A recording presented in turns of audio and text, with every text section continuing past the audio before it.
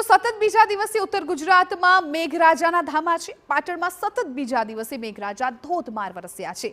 2 કલાકમાં 2.5 ઇંચથી વધુ વરસાદ ખાબક્યો। વીજળીના કડાકા ભડાકા સાથે મેઘરાજા વરસ્યા। ભારે વરસાદને કારણે શહેરના અનેક વિસ્તારમાં જળભરાવની સ્થિતિ બની। લાંબા સમયની રાહ જોયા બાદ છેલ્લા 2 દિવસથી ધોધમાર વરસાદ વરસી રહ્યો છે।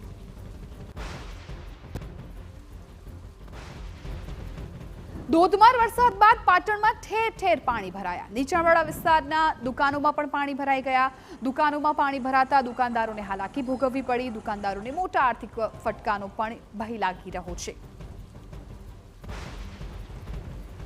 પાટણમાં ધોધમાર વરસાદથી શહેરીજનોની મુશ્કેલી વધી। શહેરમાં પ્રવેશતા જ આવતા ગરનાળામાં પાણી ભરાઈ જાય છે। શહેરમાંથી બહાર આવવાના રસ્તાઓ બંધ થઈ ગયા છે। વહેલી સવારે નોકરી જતા કર્મચારીઓ ફસાયા છે। પાટણ શહેરના હાઈવે પર ટ્રાફિક જામ છે। વિરોધ પક્ષના નેતાના સત્તા પક્ષ પર ગંભીર આક્ષેપો છે। પાટણમાં સ્ટોર્મ ડ્રેનેજ લાઇન ખાડે ગઈ હોવાના આક્ષેપ છે।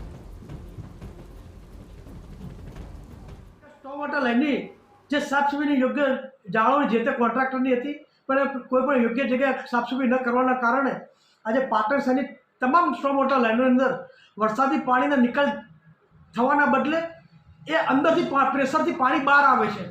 એનો મતલબ એ કે આ સ્ટોર્મ વોટર લાઇનો ફેલ ગયેલી છે અને નગરપાલિકાને લાખો રૂપિયાની ગ્રાન્ટ પણ ફેલ ગયેલી